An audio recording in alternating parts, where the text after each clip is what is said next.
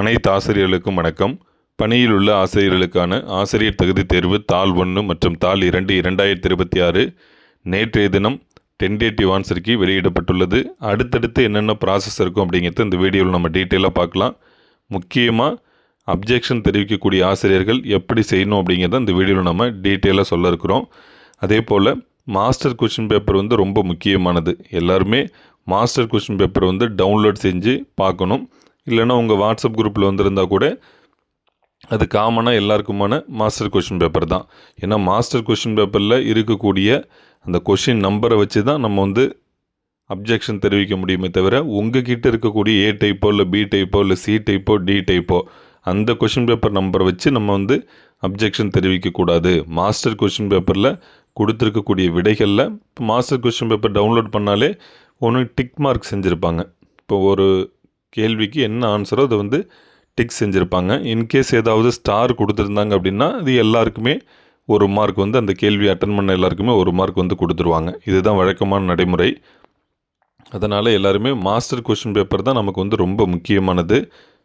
Master question பேப்பரை நீங்கள் download பண்ணி வச்சுக்கிட்டிங்கன்னா அதில் இருக்கக்கூடிய விடைகள் நீங்கள் உங்களுக்கு ஏ டைப்போ பி டைப்போ சி டைப்போ டி டைப்போ உங்கள் வச்சுருக்கக்கூடிய வினாத்தாளில் இருக்கக்கூடியதுக்கெல்லாம் விடைகள் அதை வச்சு சரி பாருங்கள். நம்பர் மாறி இருக்கும். நம்மளுக்கு இப்போ நீங்கள் ஏ டைப்பில் இருக்கீங்க அப்படின்னா அதே நம்பர் வரிசையில் மாஸ்டர் கொஸ்டின் பேப்பரில் இருக்காது. நம்பர் வேணால் மாறி இருக்கும். நீங்கள் விடைகளை மட்டும் பார்த்துட்டு அதுக்கேற்ற மாதிரி குறித்து எவ்வளோ மார்க் வருது அப்படிங்கிறத தோராயமாக எல்லாருமே பார்த்துருப்பீங்க. அனைவருக்குமே என்னுடைய சார்பாக மனமார்ந்த வாழ்த்துக்கள். நான் ஏற்கனவே சொன்னது போல் தேர்ச்சி மதிப்பெண்கள் சார்ந்து தமிழ்நாடு அரசு கொள்கை முடிவு எடுக்க இருக்கிறாங்க. அது என்ன அப்படிங்கிறது நம்ம பொறுத்திருந்து பார்த்தா தெரியும். இன்னும் ஓரிரு வாரங்களுக்குள்ளார நமக்கு இதை சார்ந்து ஒரு தெளிவான விளக்கம் கொடுத்துருவாங்க. நமக்கு ஒரு மார்க் எக்ஸ்ட்ரா கிடைக்குது அப்படின்னாலும் இந்த கேள்விக்கு அவங்க கொடுத்துருக்கக்கூடிய விடை தவறு இல்லை வினாவில் தவறு இருக்குது அப்படின்னா தாராளமாக அப்ஜெக்ஷன் தெரிவிக்கணும். ஒவ்வொரு மார்க்கும் உங்களுக்கு ரொம்ப முக்கியமானது. நீங்கள் மாஸ்டர் கொஸ்டின் பேப்பர் டவுன்லோட் பண்ணுறதுக்கும் அப்ஜெக்ஷன் தெரிவிக்கிறதுக்கும் காமனாக இப்போ நான் ப்ரொசீஜர் சொல்கிறேன். முதல்ல மொபைல் ஃபோன்லேயோ இல்லை சிஸ்டம்லேயோ கூகுளில் டிஆர்பின்னு டைப் பண்ணிங்கன்னா ஃபஸ்ட்டு இருக்கக்கூடிய கிளிக் பண்ணிங்கன்னா உங்களுக்கு இந்த பேஜ் வந்துடும். டிஆர்பி ஹோம் பேஜுக்குள்ளே வரும். அதில் இப்போ நேற்றைய தினம் அந்த டேட் இருக்கும் 15 ஜூலை. ஜஸ்ட் அதை கிளிக் பண்ணிங்கன்னா உங்களுக்கு பாட்டமில் பார்த்தீங்கன்னா ப்ரெஸ் நியூஸ் அப்படின்னு ஒன்று இருக்கும். கீழே click here for objection tracker with the tentative key அப்படின்னு கொடுத்துருப்பாங்க. இப்போ ரெண்டாவதாக கொடுத்துருக்கக்கூடிய அந்த click here for objection tracker அப்படிங்கிறத கிளிக் பண்ணிங்கன்னா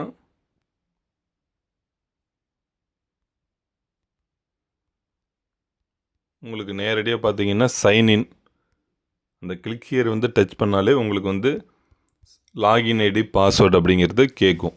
நீங்கள் லாகின் ஐடி பாஸ்வேர்டெலாம் உங்களுக்கு நார்மல் மெசேஜில் வந்திருக்கும். அப்படி இல்லைன்னா கூட நம்ம ஃபர்கட் யுவர் பாஸ்வேர்டு கொடுத்து பாஸ்வேர்டு நம்ம எடுத்துக்கலாம். யூசர் ஐடி கண்டிப்பாக எல்லாருக்குமே தெரிஞ்சிருக்கும். உங்களுக்கு நீங்கள் கம்ப்ளீட் பண்ண உடனே மெயில் ஐடிக்கும் வந்திருக்கும், நார்மல் மெசேஜ்லேயுமே உங்களுக்கு வந்திருக்கும். அதனால் அதுதான் உங்களுடைய யூசர் ஐடி மற்றும் பாஸ்வேர்டு. அதை கரெக்டாக கொடுத்து சைன்இன் அப்படிங்கிறத கிளிக் பண்ணுங்கள். யூசர் ஐடியும் பாஸ்வேர்டும் கொடுத்ததுக்கு அப்புறம்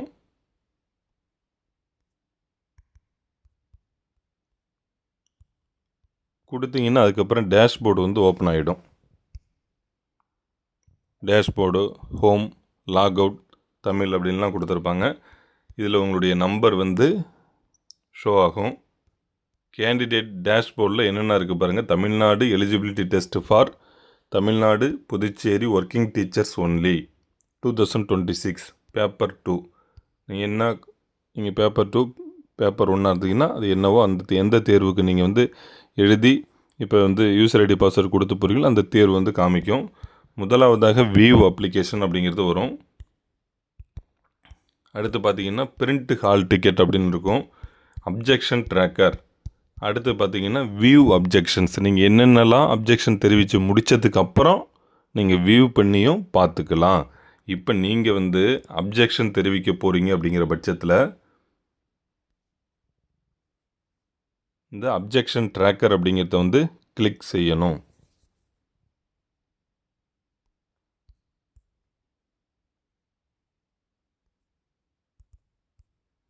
கிளிக் செஞ்சதுக்கு அப்புறம் பார்த்தீங்கன்னா மேலே டாப்பில் master question paper with tentative answer கீன்னு வந்து உங்களுக்கு க்ரீன் கலரில் ஷோ ஆகும்.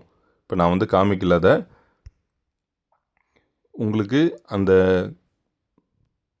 அப்ஜெக்ஷன் ட்ராக்கர் அப்படிங்கிறத கிளிக் பண்ணதுக்கு அப்புறம் மேலே க்ரீன் கலரில் master question paper with tentative answer key அப்படின்னு வரும் க்ரீன் கலரில். அதை டச் பண்ணிங்க அப்படின்னா மாஸ்டர் கொஷின் பேப்பர் வந்து டவுன்லோட் ஆகிடும். ஏன்னா அந்த மாஸ்டர் கொஷின் பேப்பரை டவுன்லோட் பண்ணி அந்த விடைகளை தான் நீங்கள் நன்கு சரி பார்க்கணும்.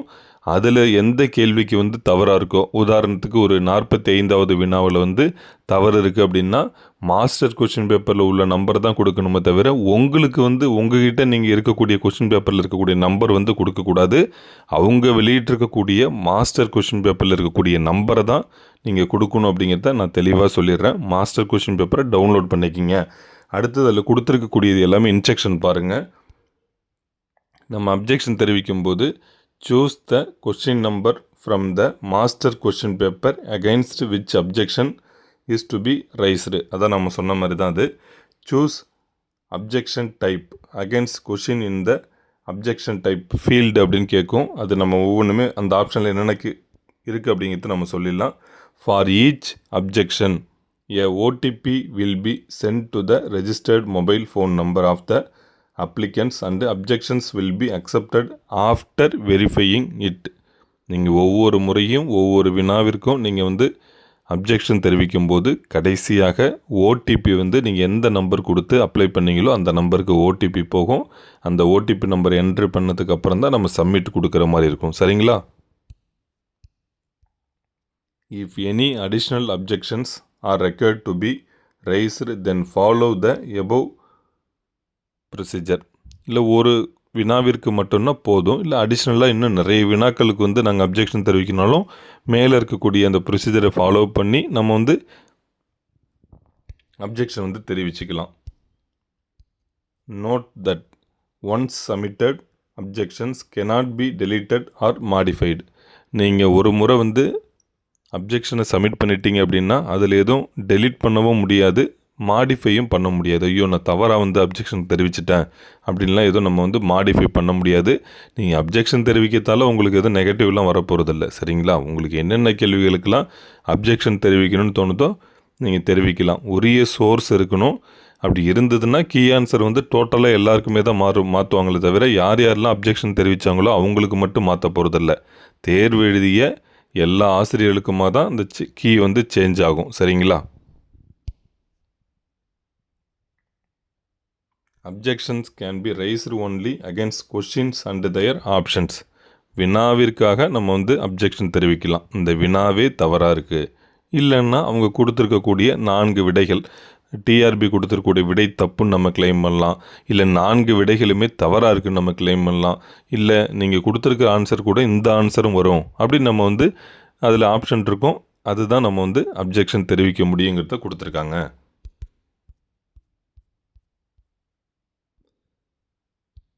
With each objection, you must upload the documental proof. Failing to upload the proof, your objection will not be accepted.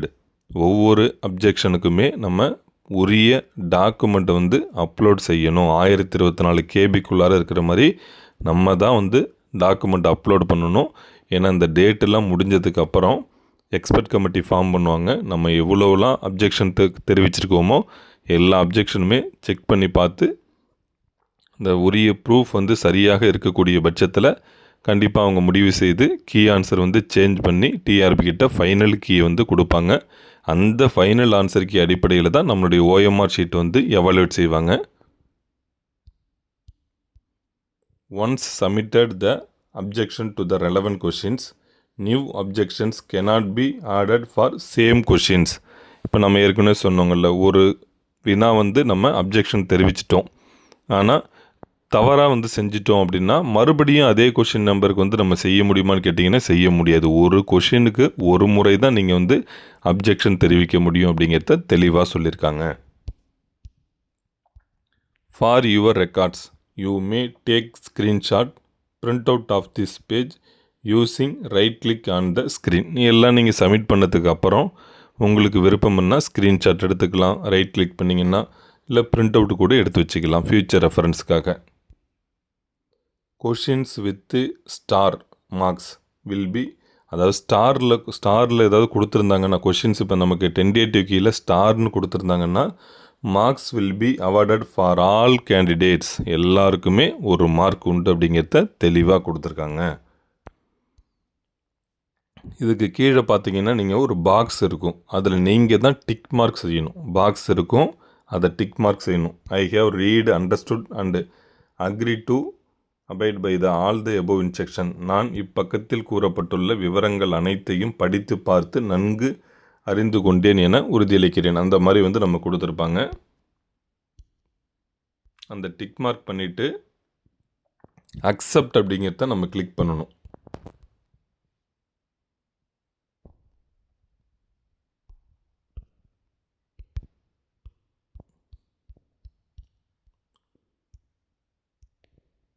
இதில் அதாவது இங்கே தான் நமக்கு மாஸ்டர் கொஸ்டின் பேப்பர் வியூ ஆகுது. நான் மாற்றி சொல்லிட்டேன்.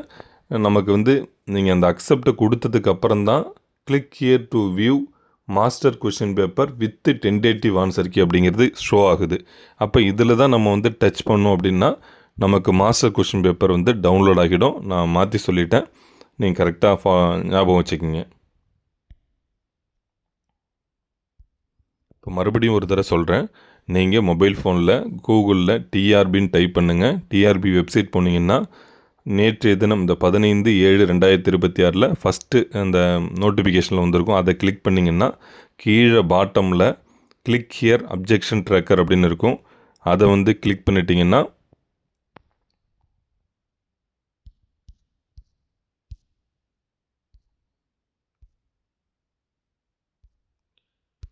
அதை கிளிக் பண்ணதுக்கப்புறம் சைன்இன், உங்களுடைய லாகின் ஐடி மற்றும் பாஸ்வேர்டு கேட்கும். கொடுத்துட்டு சைன்இன் செஞ்சிங்கன்னா உங்களுடைய டேஷ்போர்டு ஓப்பன் ஆகும். அதில் அப்ஜெக்ஷன் ட்ராக்கர் அப்படிங்கிறத கிளிக் பண்ணிங்கன்னா உங்களுக்கு இன்ஸ்ட்ரக்ஷன்லாம் வரும். அதை வேணால் படித்து பார்த்துட்டு கீழே ஒரு பாக்ஸில் டிக் பண்ணிவிட்டு அக்செப்ட் அப்படிங்கிறத கொடுத்ததுக்கு அப்புறம் தான் உங்களுக்கு இந்த மாஸ்டர் கொஷின் பேப்பர் டவுன்லோட் பண்ணுற மாதிரி வரும். டவுன்லோட் பண்ணி வச்சுக்கிங்க. இப்போ நம்ம எப்படி அப்ஜெக்ஷன் தெரிவிக்கிறது அப்படிங்கிறத பார்க்கலாம். அடுத்த ஆப்ஷனில் கீழே பாருங்கள், இந்த மாஸ்டர் கொஷின் பேப்பர் கீழேயே question number as per master question paper, அதாவது இப்போ நீங்கள் முதல்ல கொஷின் பேப்பர் எந்த கொஷின் நம்பரை செலக்ட் பண்ணணும். நம்பர் நம்ம டைப் பண்ணுற மாதிரி வராது. ஜஸ்ட்டு இந்த ஆரோ மார்க் இருக்குங்களே, டவுன் ஏரோ, அதை கிளிக் பண்ணிங்க அப்படின்னா எல்லா நம்பர் வரும். 1லேருந்து நமக்கு இருக்கக்கூடிய எல்லா நம்பரும் வரும். இப்போ 1லேருந்து 150 நம்பர் வரைக்கும் இருக்கும். உங்களுக்கு எந்த வினாவிற்கு நீங்கள் அப்ஜெக்ஷன் தெரிவிக்க போகிறீங்களோ அந்த கிளிக் பண்ணி அந்த கொஷின் செலக்ட் பண்ணால் போதும். நீங்கள் அந்த கொஷின் நம்பரை செலக்ட் பண்ண உடனே மறக்காமல் நான் பாருங்கள், இங்கே கொஷின் நம்பர் செலக்ட் பண்ண உடனே எந்த கொஷின் செலக்ட் பண்ணியிருக்கீங்களோ அந்த கொஷினுமே கீழே வந்துடும். இப்போ உதாரணத்துக்கு நீங்கள் 125வது கொஷினுக்கு அப்ஜெக்ஷன் தெரிவிக்க போகிறீங்கன்னா 125 செலக்ட் பண்ண உடனே 125வது கொஷின் பேப்பர் கீழே ஷோ ஆகும். அந்த கொஷின் மட்டும் both English medium and Tamil medium அந்த கொஷின் மட்டும் நமக்கு கீழே வரும். அதையும் நீங்கள் செக் பண்ணிக்கணும், நம்ம கொடுத்த நம்பர் கரெக்டாக இருக்கா, அந்த கொஷின் தான் வந்திருக்கு, அந்த நீங்கள் கொடுக்குற நம்பருக்கான வினா தான் கீழே வந்திருக்கும். அதையும் நீங்கள் பார்த்துக்குங்க. கொஷின் நம்பர் கரெக்டாக கொடுக்கணும். மாஸ்டர் கொஷின் பேப்பரில் இருக்கக்கூடிய நம்பர் தான் கொடுக்கணும். அடுத்தது அப்ஜெக்ஷன் டைப்புன்னு கேட்டிருப்பாங்க. ஜஸ்ட் அதை கிளிக் பண்ணிங்க அப்படின்னா கொஷின் நம்பர் பார்த்திங்கன்னா நம்ம ஏற்கனவே சொன்னது போல் 1லேருந்து நமக்கு 150 நம்பர் வரைக்கும் இருக்கும். அந்த இதை நீங்கள் செலக்ட் பண்ணிக்கலாம்.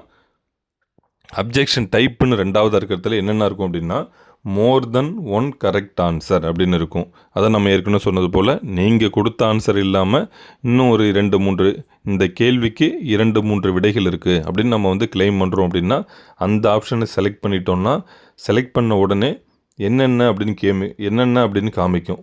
ABCD எது நீங்கள் கரெக்டுன்னு கிளைம் பண்ணுறீங்கன்னு கேட்கும். நீங்கள் எந்த ஆப்ஷன் சரின்னு சொல்கிறீங்களோ அந்த ஆப்ஷனை மட்டும் டிக் பண்ணிவிட்டு கொடுத்தா போதும்.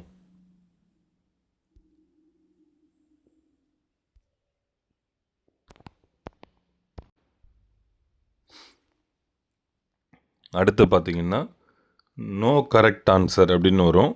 நோ கரெக்ட் ஆன்சர் அப்படின்னா நீங்கள் கொடுத்துருக்கக்கூடிய 4 விடைகளில் அந்த கேள்விக்கான விடையே இல்லை அப்படின்னு நம்ம கிளைம் பண்ணுறோம் அப்படிங்கிற பட்சத்தில் ஒரு பாக்ஸ் வரும்.